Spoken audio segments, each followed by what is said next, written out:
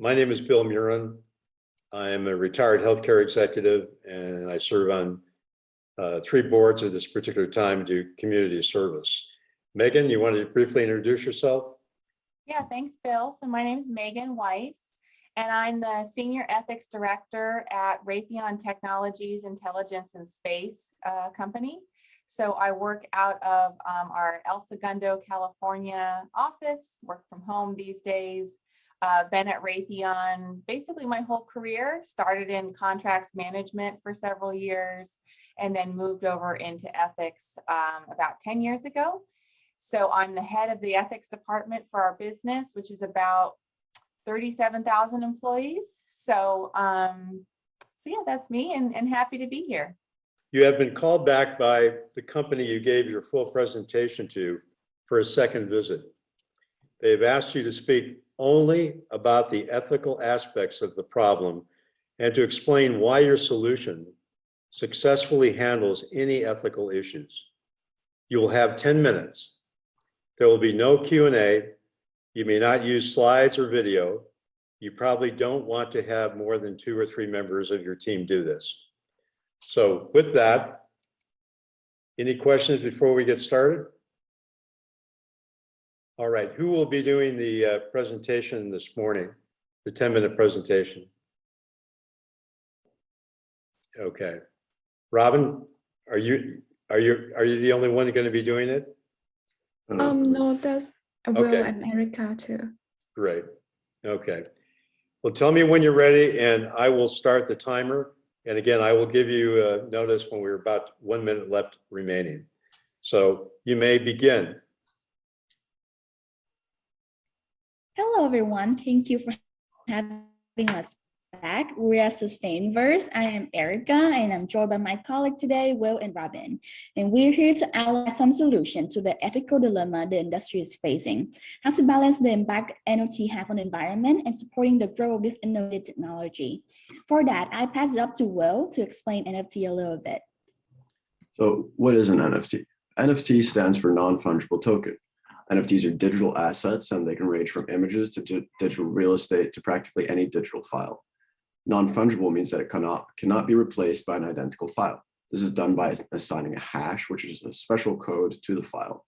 The code is permanently written into something called the blockchain. The blockchain is a way of storing information similarly to databases. One way of building a blockchain is through something called proof of work or mining. This is done by having computers all over the world, nicknamed nodes, compete to solve a complex equation first.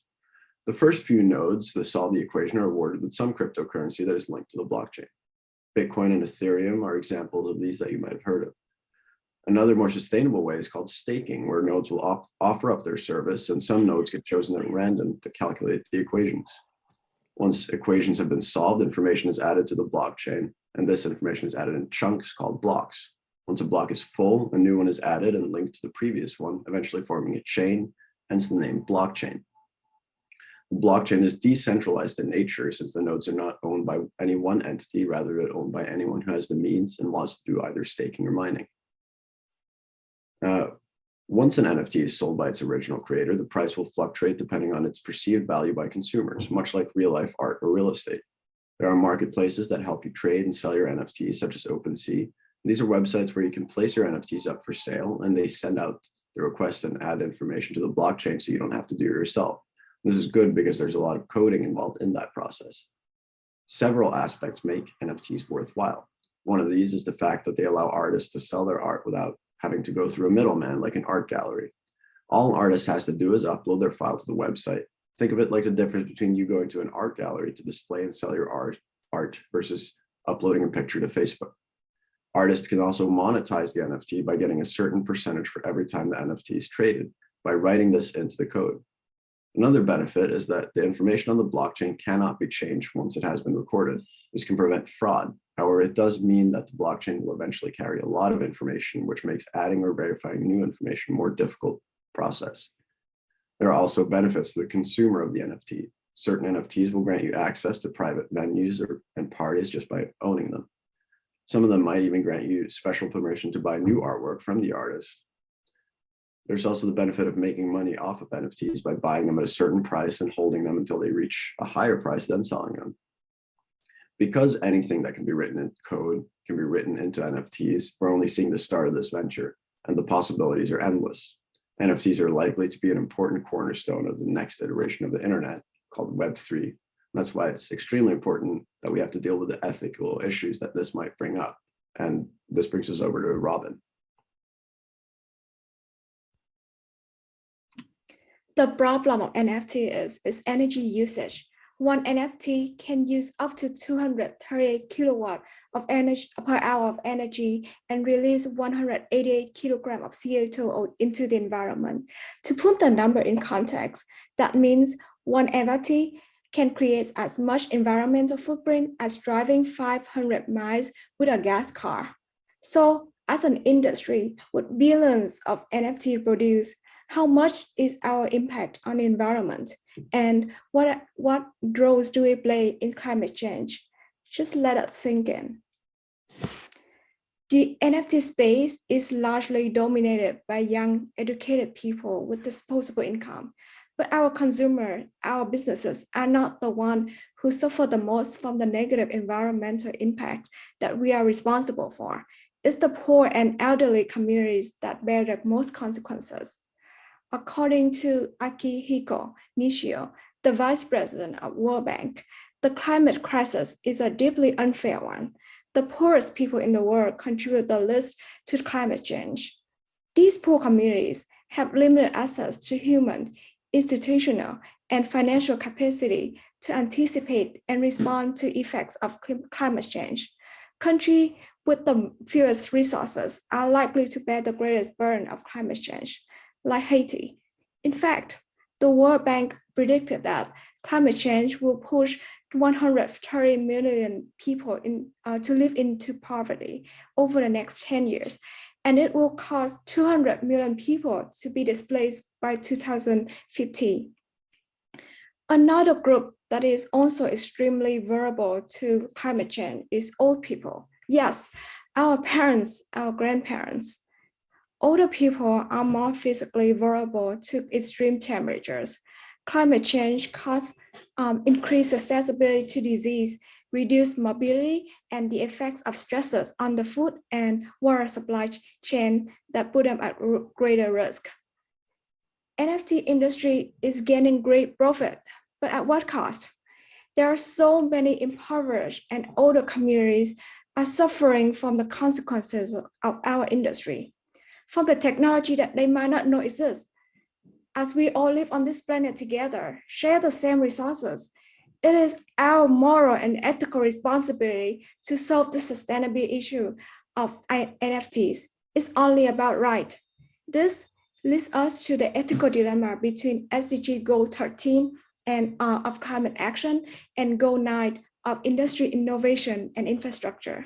How to balance two sides of the scale to take urgent action to combat climate change and its impact, while still making sure to build a resilient infrastructure, promote inclusive and sustainable industrialization, and foster innovation.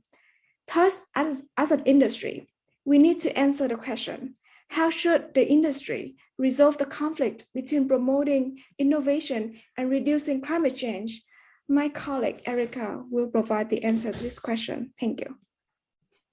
Thank you, and for laying out ethical conflicts the industry is facing between innovation and the environment. As we know, NFT doesn't really have any direct regulation right now, but new regulation are in the making. In the US, the SEC and FinCEN are thinking about imposing financial regulation on the NFT industry. But we are also seeing the climate and global warming are increasing in concerns. In the past few years, there have been many regulations pop up about how to keep climate change impacts low. Therefore, at SustainVerse, we believe it is important to stay ahead of this regulatory curve. The technology is a building block of future innovation, and it is important for industry step to be ready. Therefore, we come up with a set of 3 solutions, including 3 steps, standing for 3 I's of innovation, integration, and investment. The first step is to innovate. We need to make sure the industry is finding more sustainable ways to verify transactions, and one of those ways using the proof of stake currency. Our short-term solution seeks to incentivize the move to this currency using proof of stake. We have discussed this specific yesterday, but there are more technology that we have not discovered. Encouraging mining and minting in excess energy area and using green energy to do this action would be very beneficial for the future. We want to encourage the move to greener energy in both the marketplace, the minting and mining industry, and also the artist who creates art. Lastly, by investing in innovation, the industry can create new ways and new methods to mint, mine, and create NFT that would leave very low carbon footprint on the environment. And together, the industry can improve the environmental impact and avoid the regulation ahead. Thank you. Thank you very much. You know, when I was reading your executive summary, I will admit this was like way over my head. I was like, oh gosh, this one's going to be hard for me to wrap my head around. But, you know, way to tackle a really unique challenge. And I think that you guys did a nice job of kind of explaining it and really, you know, take us from a very basic, everyone cares about the environment to how we connect it to what we're talking about today was really nicely done. So tough topic, and I thought you guys did a great job. So thank you again for all of the time that you put into this and really appreciate all your hard work.